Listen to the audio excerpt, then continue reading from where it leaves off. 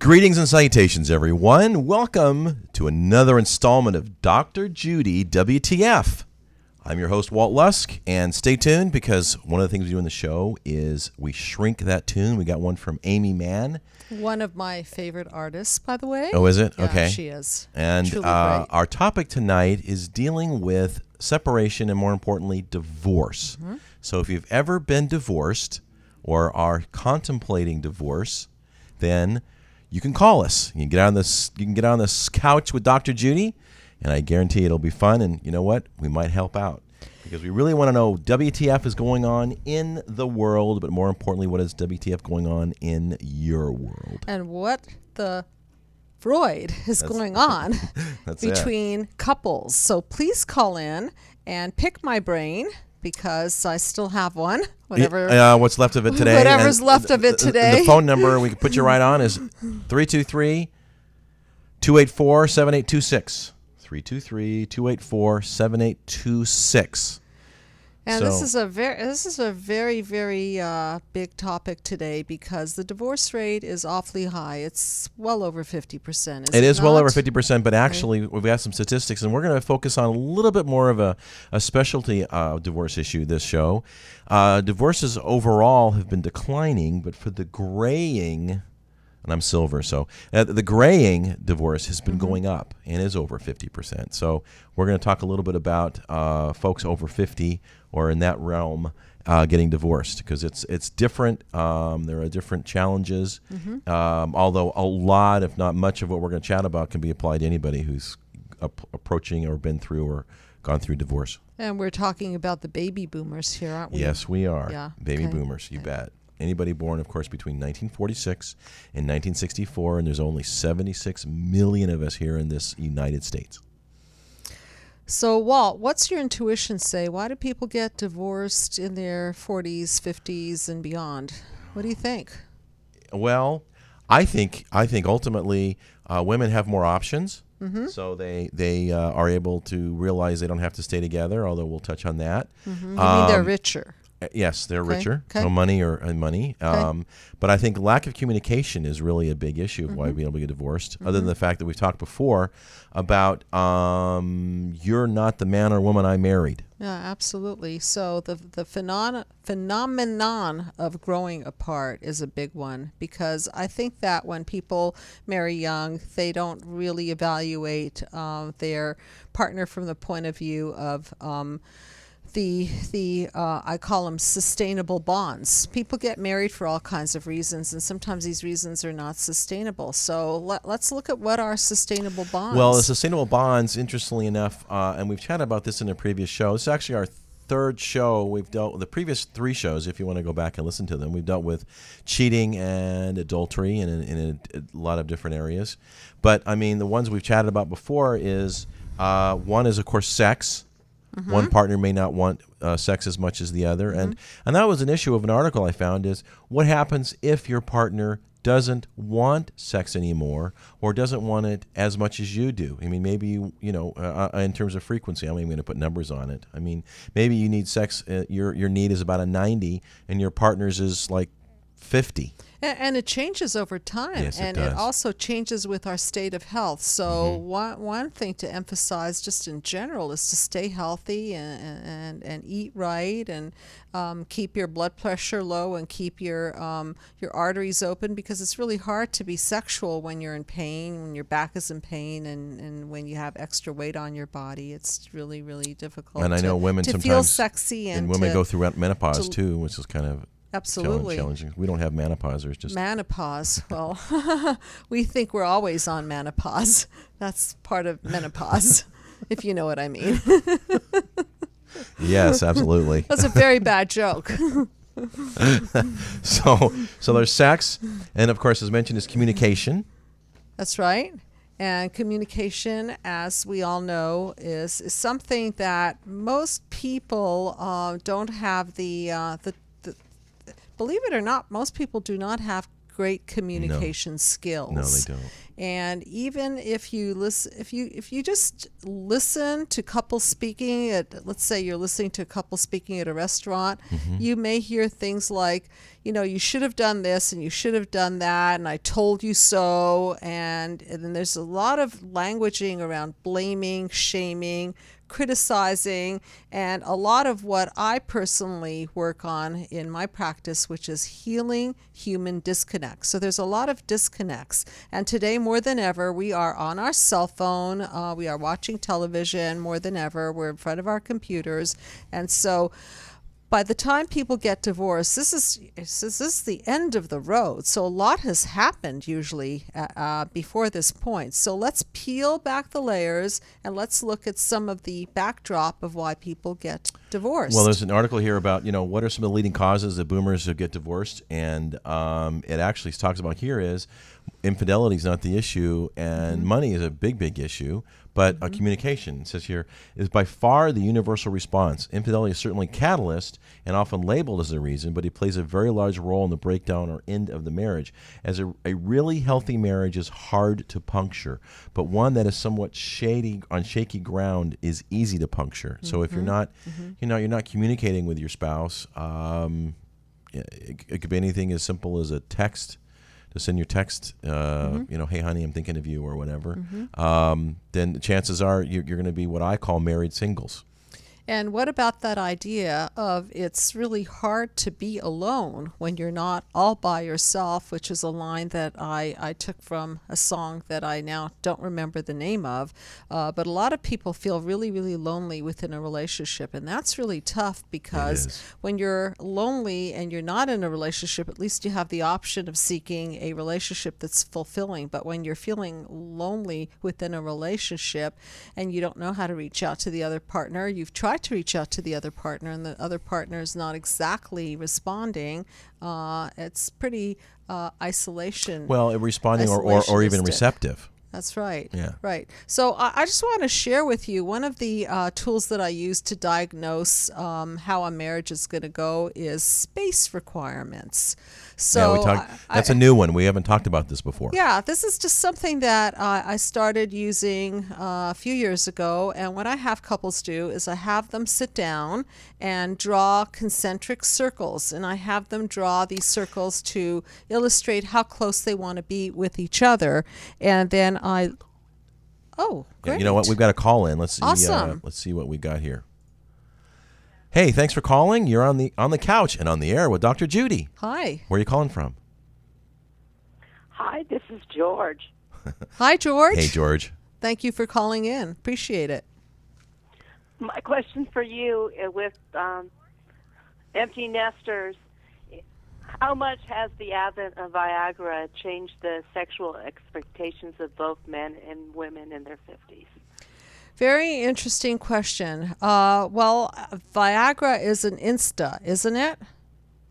Okay, so Insta. What's an Insta? Well, in other words, the man can perform once the Viagra's in the system, and they can get an erection, and then this erection can stay on for many hours. Is that correct? Well, the issue with Viagra specifically is if it lasts longer than 4 hours, you should call a medical professional. Well, I don't know what guy's going to do that. But anyway. Okay, so let me attend to that question. So, George, are you married? No, I'm a single girl. Okay, so you're single, and have you been in relationships with men who use Viagra? Yes. Okay, and what are you finding? Well, we know what she's finding. She is, okay. Walt, I'm sorry. let her speak. Doesn't cure all ills. Cure all ills. Okay, so how I want to ask you, how about the timing of it? So when the person that you're about to be intimate with takes Viagra, first of all, is that something that is okay with you? Is that something that is acceptable to you, or are you feeling like, why is he needing to take Viagra to be with me? So I'd like to hear your thoughts on that.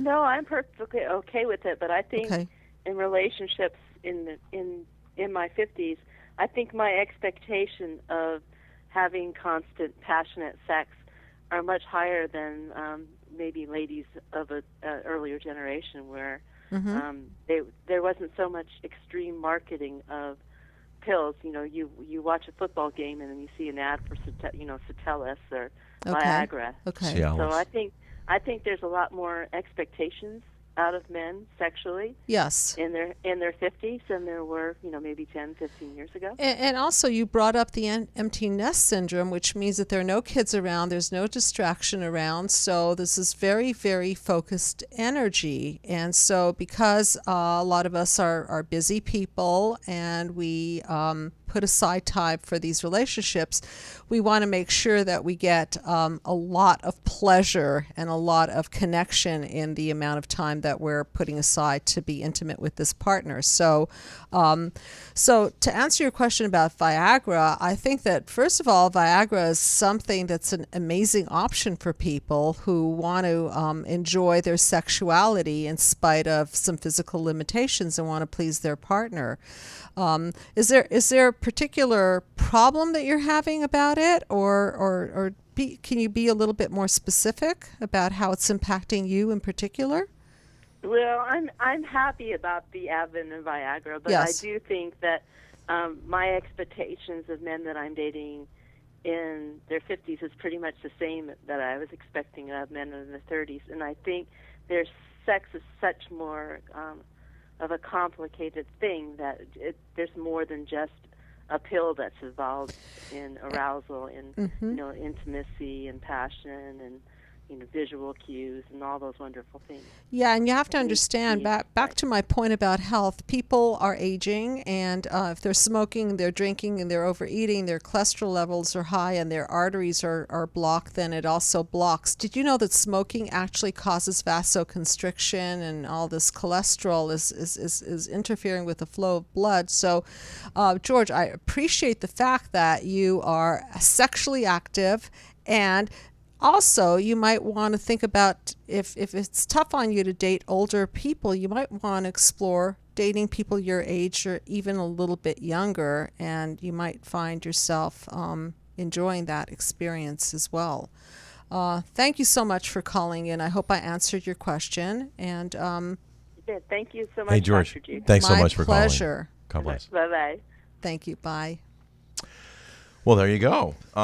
So another one is we're talking about space. We're about space requirements. Yeah. I mean, one may want to be with their partner all the time, and the other one says, well, get away from me. I don't want you on top of me 24/7. Right. So what I find is that there are people who really like a lot of intimacy, and when they draw these concentric circles, the circles look kind of like they're, on top of each other or really, really closely connected. And then there are other people, I'll try to do this so people can see.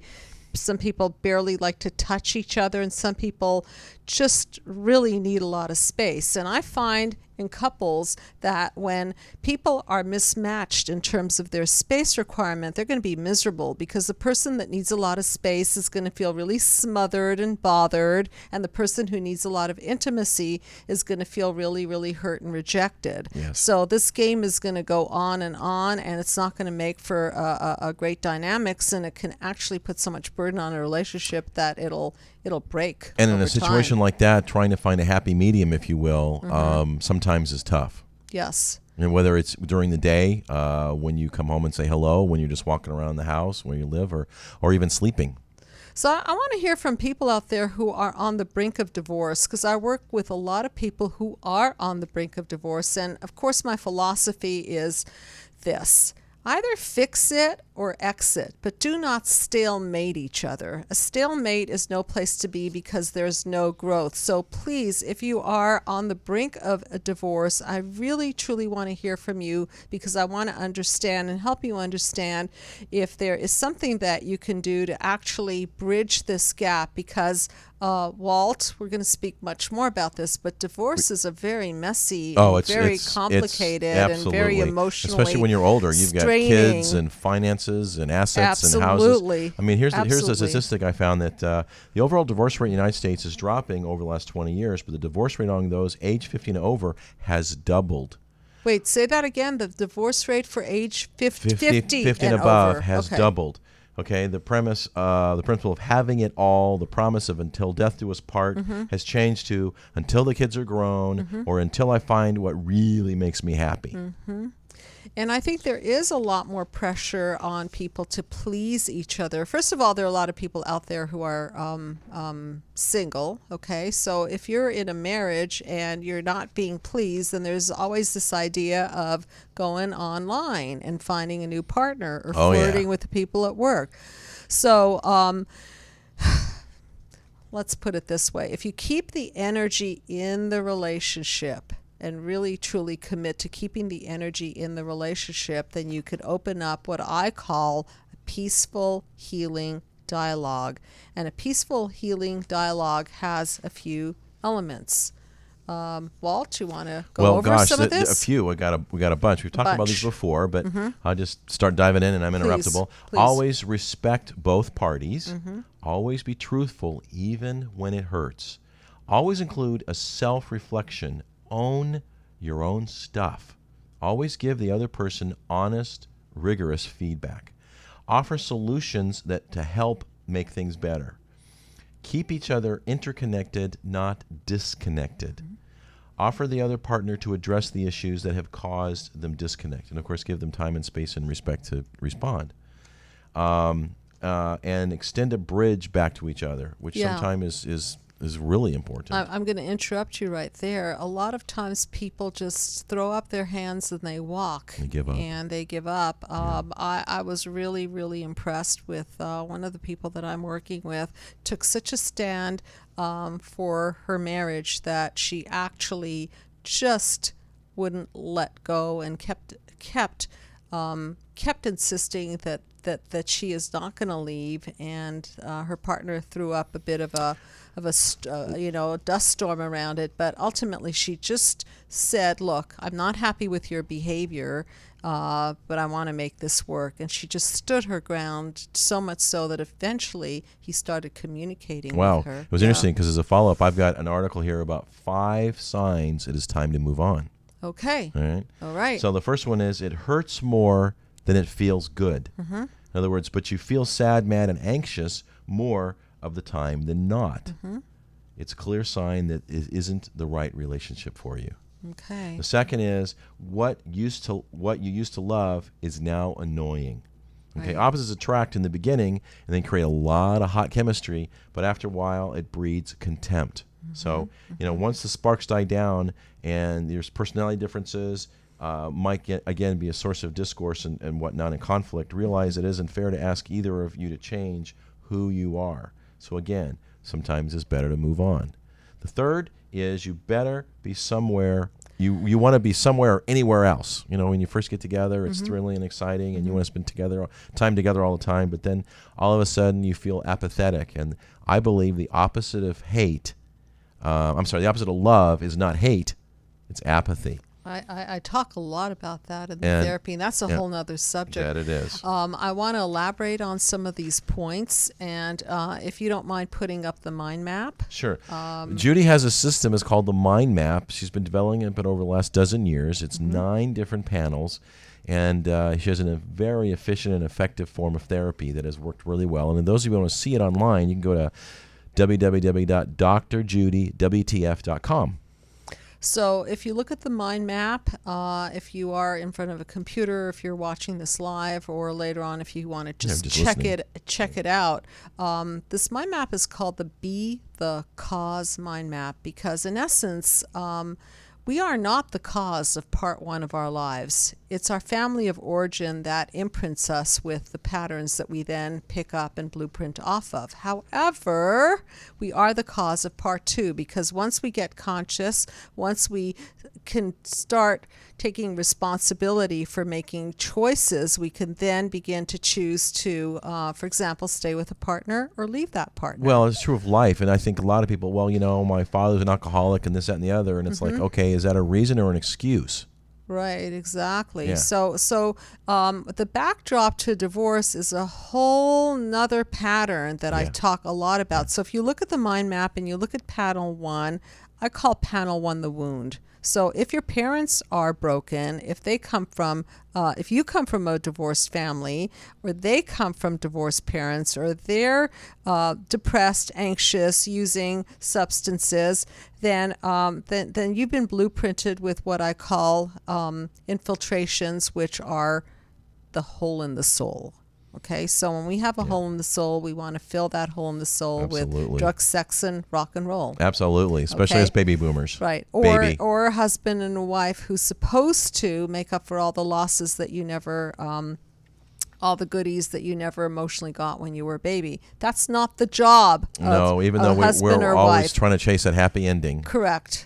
So if you follow this mind map to panel number 2, that is the reaction to the wound, and we all react differently. But basically, we encode a sense of self that's usually not positive. So in the case of relationships, when you're in a marriage where you're constantly triggering off these negative core beliefs in your partner, core beliefs like, honey, you're just not good enough, honey, you're not that important to me, or not necessarily saying these words, but signaling them that they're not that important, that phone call is more important, or your lunch with your friend is more important, then... Or even while you're eating, you pick up your phone and you start texting. Yeah, that's real common today. It's really common. It's interesting you should talk about that. The fourth issue of 5 signs it's time to move on is you keep having the same old fight, right? And there is the repetition principle. Repetition principle. So exactly.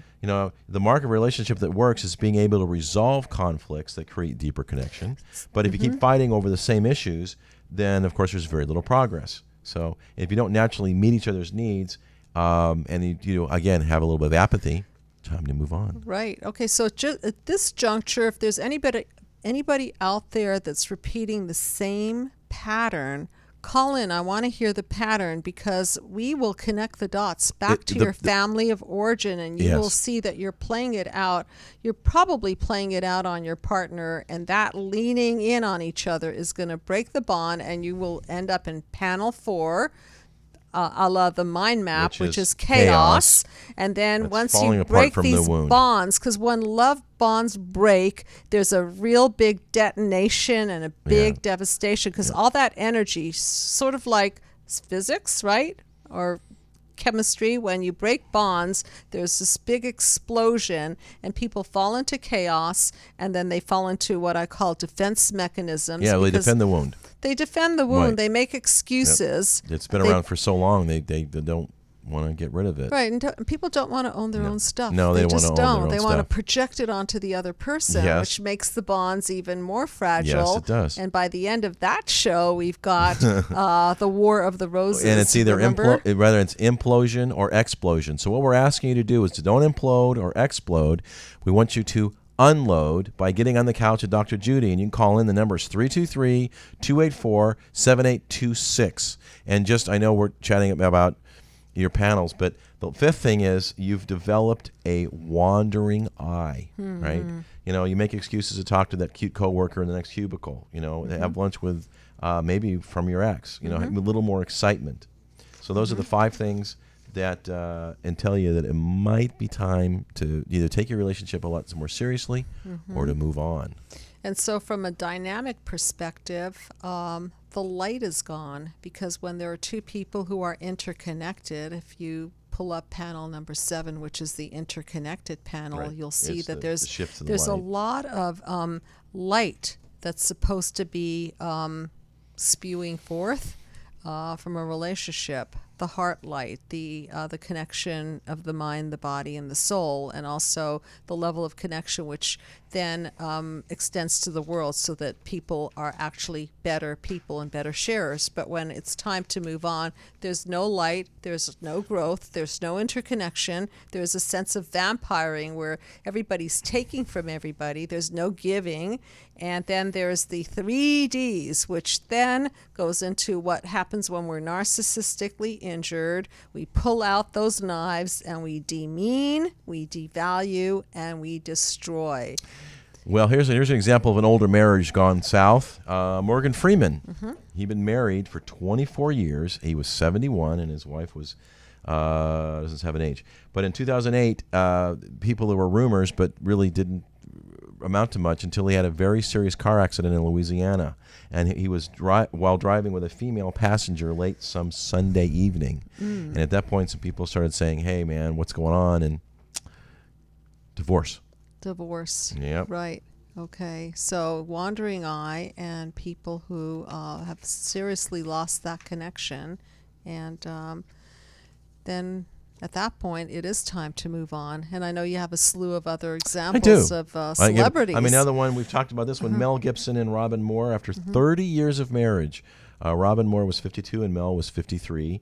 And they had 7 children. They were good Catholics. Wow. Yeah, 7 That's children. That's quite a love bond breaking. Absolutely. Because there's a lot of fallout on that one. And we will talk about the fallout of divorce on our next episode. And if you remember, Mel Gibson, he exploded when he had a DUI and really laid into the officer. But the challenge and the fun part of their divorce was he was worth about $800 million. That's all? Yeah, just about $800 million. Yeah. And then didn't he go for that younger woman? Yes, he who did. Then and they had a child. And yep, he and it got became very violent ugly with her. Yes, he and did. So okay. Yeah, he was drinking even more. So yeah, it got fun. Al Gore and Tipper Gore. If those who remember who were in politics, there was a big kiss that Al Gore gave Tipper. Well, after 40 years of marriage, he's 62 and she's 61. They called it quits. They tried to keep it quiet, but of course it got out.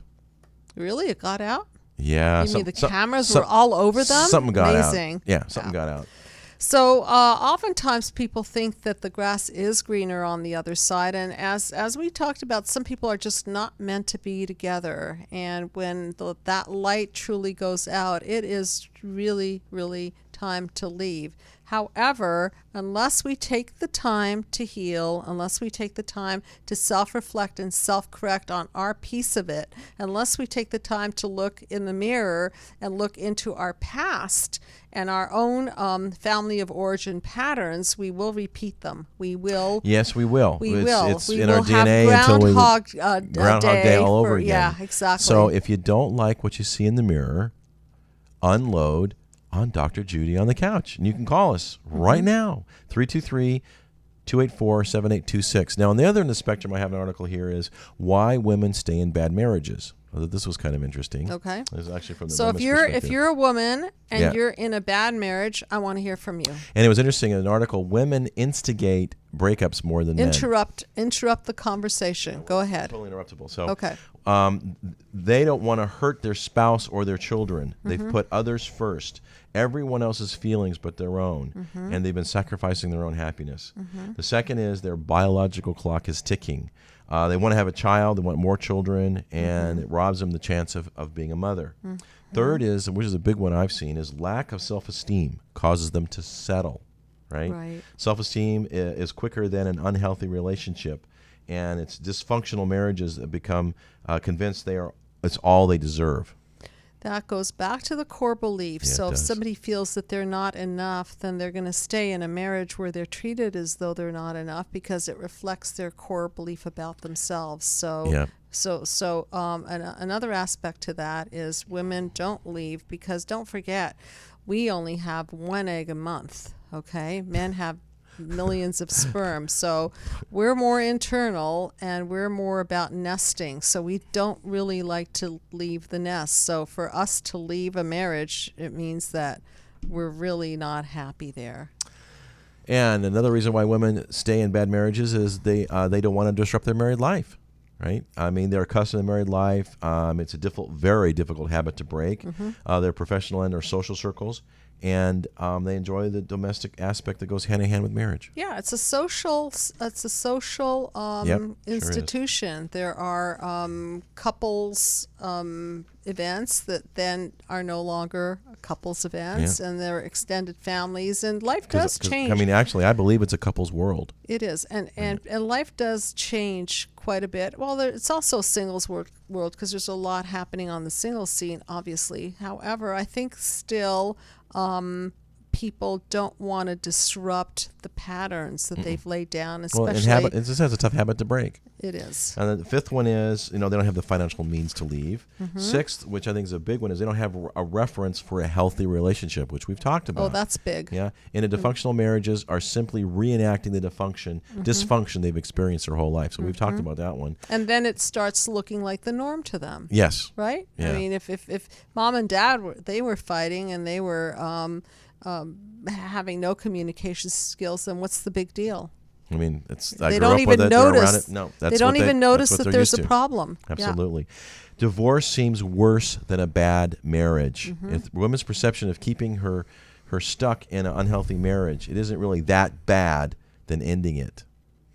Remember, They're just they're settling and justifying. Remember the War of the Roses? Yes, I sure do. Okay, so there's a lot of publicity about how much strife is caused by the end of a marriage and how people get violent sometimes because they don't want to end something. One party doesn't want to let go and the other party wants the marriage to be done with, and that's not Well, here's one. They lack the dynamic. skills to restart their lives and move on. They simply don't know how to leave the marriage. Okay.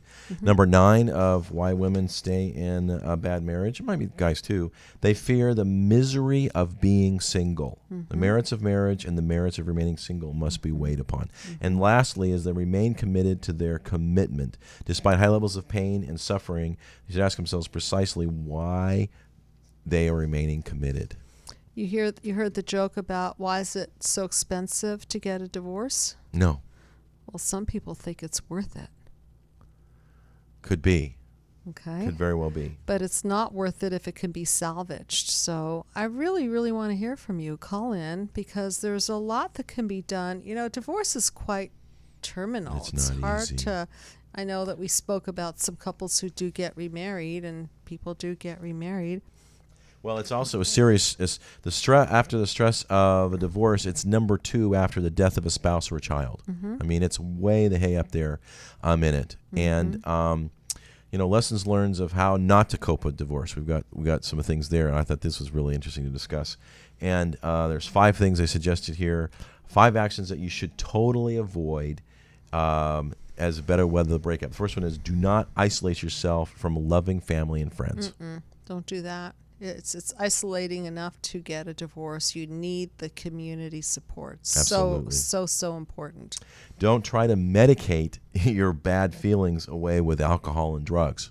Because then you don't get to heal. It No, just you gets just- all stuffed down there until you implode or explode. Yep. So that's not going to do any good. Don't dwell on how you were victimized, used, or mistreated in a marriage. Because ultimately you're the cause of the outcome of your life. So if you don't like the partner that you picked and you need to leave that person, make sure you're leaving for the right reasons and make sure that you're becoming the right person for the next partner.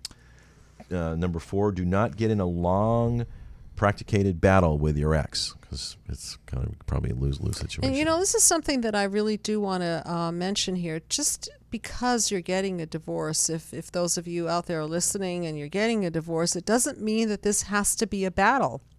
This can simply be the end of something that's not working for you. The opportunity. And you can have, it takes a lot more skill and a lot more training, but you can have a peaceful, healing divorce.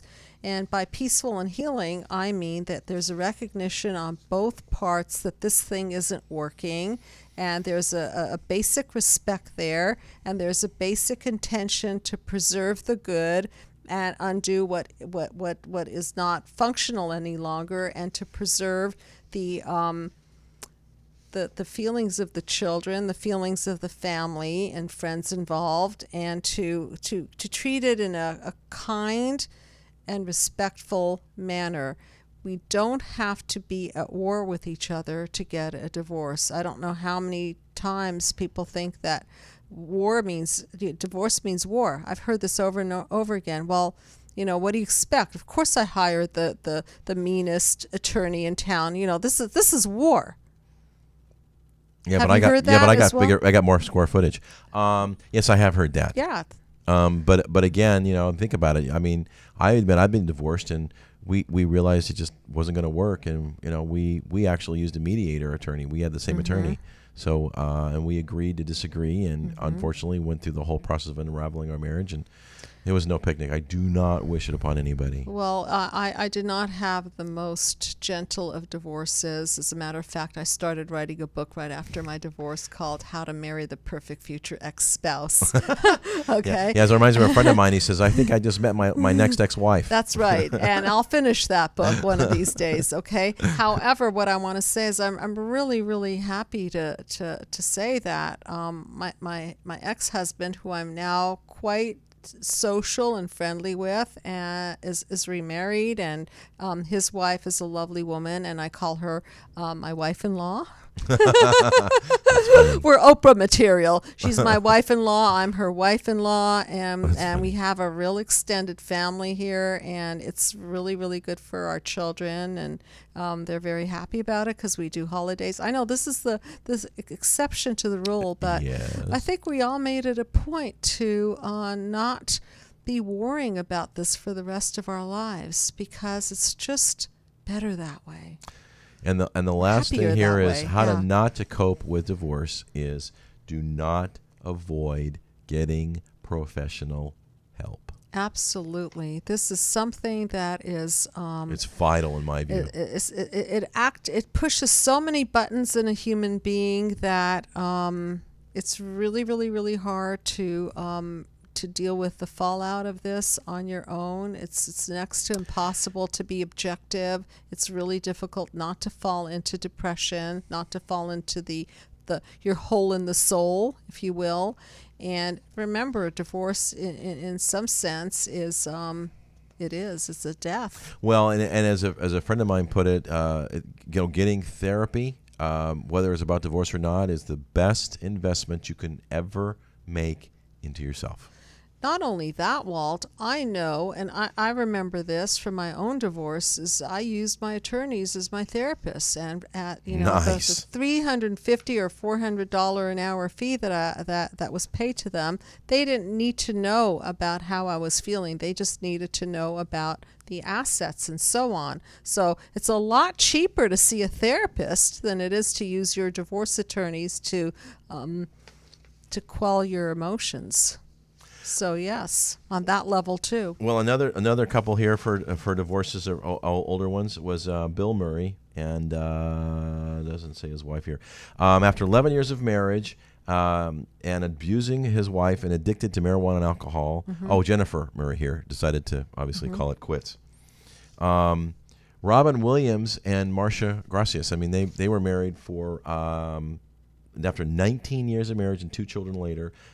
She was 51. He's 56. They called it quits. I know he's remarried, but Wow. this was in 2008. Was that the woman who was his house, the babysitter? The babies? No, I don't. No. I don't Okay. think so. Maybe I'm Well, you've got confusing there was celebrities. There's Jude so Law. many. Jude Okay. Law was the one that had a little more, was paying his babysitter a little bit more than he should have, and he goofed up that relationship. And he realized that at the time he messed up with an F. She never took him back. Yeah, Sienna, that was a big thing. But if you think about all the money spent on divorce, I mean, hundreds of thousands and sometimes in the millions for some of these celebrities. If people put that money into loving each other and learning relationship skills What? and Buy being flowers? proactive about going to therapy and learning how to be in a marriage, if people actually put money into pleasing each other and put not only money but money, a little more time, effort. into the marriage itself. So I know that when it gets on that celebrity scale, Walt, these divorces start looking very, very expensive, like Of in the course. millions, Absolutely. correct? I mean, for example, I know of one later in life was Neil Diamond. He married his high school sweetheart. She was with him from the very beginning when they were starving in a loft in New York City, and they just grew apart. And he even said it was the best $80 million he ever spent. See? And he just got remarried. But, they just both knew it wasn't going to happen, and he was gladly splitting half his net worth because she was there from day one. And so I thought that was a very interesting comment. Weren't you quoting to me something about some lies about divorce? Yes, I was just getting to that. I right? love that. So these are divorce lies. We've got a whole horde of them, but we've picked a few here. So the first one, these are lies about divorce recovery. First off, it takes 1 year to get over your divorce. Okay. The pain of divorce decreases linearly over time. Linearly, not true. No, not at it's all. not. It's a process. Yeah, absolutely. It's a process of grief. Yes. And It's like a death, for goodness sakes. Yeah, Elizabeth Kubler-Ross talks about denial, anger, bargaining. There's another stage in there, ultimately acceptance, but it is definitely not linear. Well, what we discussed was that, usually one spouse has really thought about getting divorced for longer than the other spouse. And as far as time, then that one has been thinking about it longer. The clock has already started ticking, and they're dealing with and addressing and acknowledging and admitting, at least to themselves, Right. that, it might be inevitable versus dropping the bombshell on the other partner, and boom, the clock's just starting for them. Now, it's true. Sometimes the relationship is already dead within the heart and mind and soul of one party, and then the other party is still thinking, well, there's lots of life there, and there really isn't a lot of life there. I mean, it's like when I told my daughters, it's like a plant that you didn't water for a long time for whatever reason, and now you're trying to water the heck out of it, and it's not going to come to life. One of them is your family members will always help you go through divorce. And your family members are going to get so sick of your talking about your ex-husband or your ex-wife, or they're going to get so sick and tired of your Or maybe they tears. loved your ex-husband or ex-wife, and they That don't think you too. should get divorced, and That they just too. think this is wrong. Or maybe Right. from a religious or moral perspective, hey, you married her, you're stuck with her. You're stuck with him. There is something wrong with you if you feel like part of you died when your marriage ended. I mean, for crying out loud. So, Absolutely this not. This is a grief. Again, Absolutely it's it a is. death. Except that the person didn't die, and you still have to, if you're not in a good space with the person, you still have to face that person, which is not a pleasant And thing. another divorce recovery lie is getting divorced means you are a failure. Of course you are. No, just kidding. Really? People think that it's all one-sided, and it's not one-sided. Again, you've got to look at your own stuff and understand your hand in it, because there's no such thing as a unilaterally guilty party. It takes two to tango. It takes two people to create that third entity, which is called the marriage, the relationship. And if the relationship doesn't sail off, then it sinks, and it takes two people to sink that ship. So, again, I reiterate, before you get involved with the next relationship, self-reflect and self-correct, and take a look at your part in the destruction of that relationship. And also examine very closely the reasons that you picked that person, and really, really take a close look at picking people that have the qualities that are going to sustain over time. Chemistry, good character, someone who is going to be there for you in the long haul. Somebody who's an intellectual match, someone who's matched with you on a spiritual level.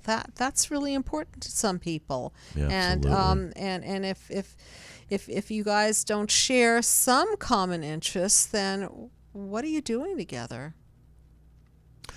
Yes. I mean, you got to have some activity. Could be anything. Golf, tennis, or watching movies. I've got a list here of some movies that'll help you deal with that. Pretty interesting. I mean, another couple that got divorced later in life, movie stars, was Danny DeVito and Rhea Perlman. 30 years of marriage. He was 67 and she was 64. They just said that Danny had a wandering eye, but of course it was, quote, pure fiction. But nonetheless, they in December of 2012. They got divorced. You'd think that after that length of marriage, you just till death do you apart, right? But You'd that's think. not always the case. And I think too that as the clock ticks, people reevaluate their life and think, do I want to be with this person for the rest of my life? There's not a lot what's of life left of the rest of my life here. So how do I want to live this life? And so then they take inventory here, and sometimes they take inventory at age 50 and even 60. And there's another bad joke that I have to share about a couple that got a divorce in their 80s, and the judge said, well, why are you doing this in your late 80s? And they turned to the judge and said, well, we wanted to wait till the grandchildren passed away. The grandchildren.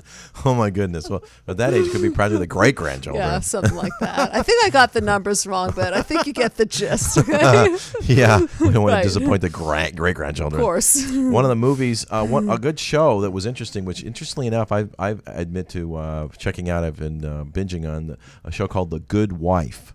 Okay. Now, she's still married. It's basically a story about she's an attorney, but more importantly, she's a mom and a wife. She's still married to her husband who cheated on her, and he's a politician, and she's a lawyer in a very prestigious law firm. So there's dynamics of her just trying to juggle everything. And she's still contemplating whether to stay with her husband or not, and they live in separate houses and whatnot. But a movie that I thought was interesting was a light romantic comedy. It's called It's Complicated. It stars Meryl Streep and Alec Baldwin, and basically issue of closure and complications, and how much every relationship demise is timing or is it youth. Timing versus youth. Okay. Yes. And the gist of this movie, is it timing or is it youth? Or a little of both? It's actually, I've seen it. It's actually a combination of both. It's a light comedy, but it deals with this very, very serious topic. Yeah.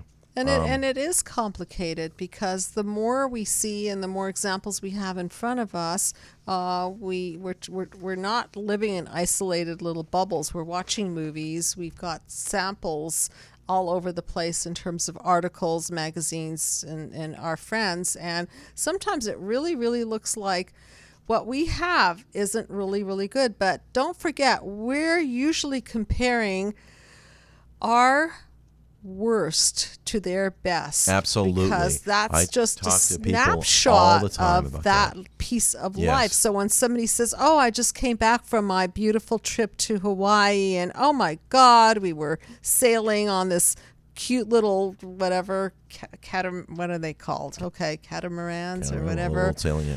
Okay, and we were drinking wine and watching the sunset, and then you take that little slice of life and then you think about your own life and think, well, I was washing dishes and my husband had his feet up on the couch and he wouldn't help me, and right, but in life, and then these impulses go Yes. off to, this feeling of fury goes off and inside says, I'm not gonna live this way. I want that. well, again, we all do this to ourselves. We compare our worst to somebody else's best, and they've put their best foot forward in any number of different ways, and it is always, always, always a lose-lose comparison, and we lose every time. Do we have time for call-ins?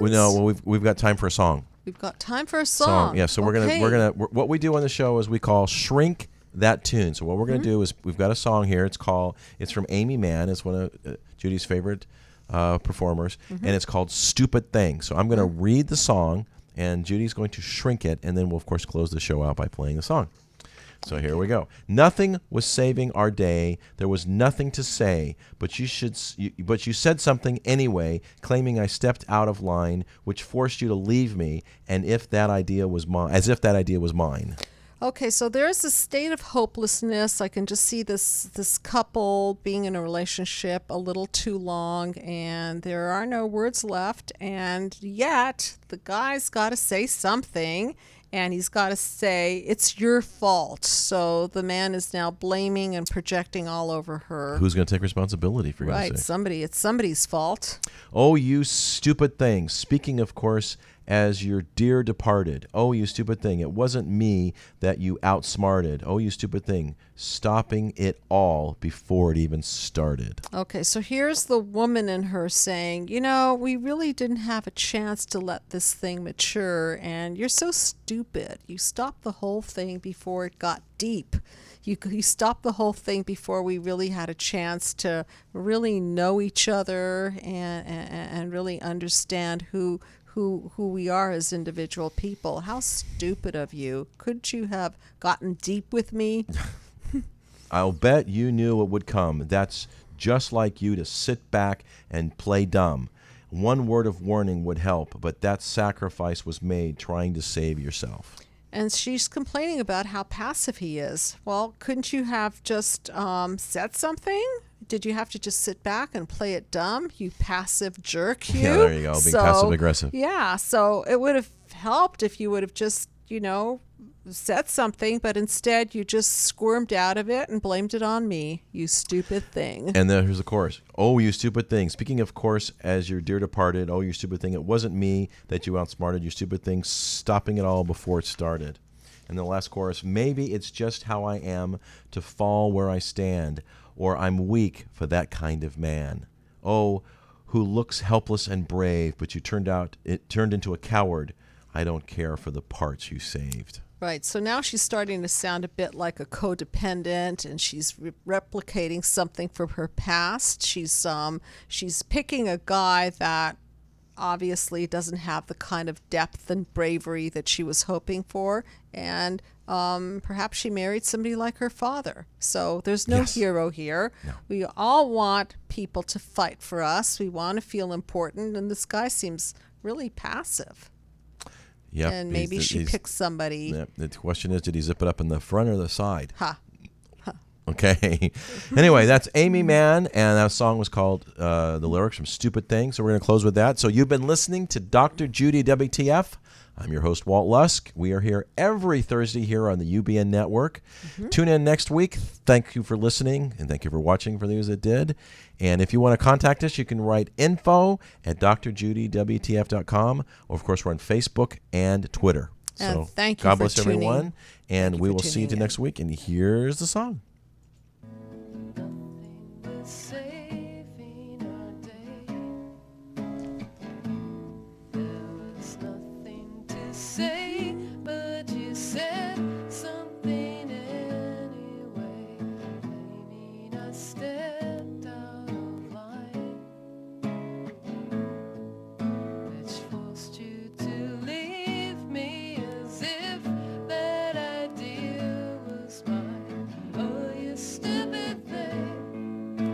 Speaking of courses you did.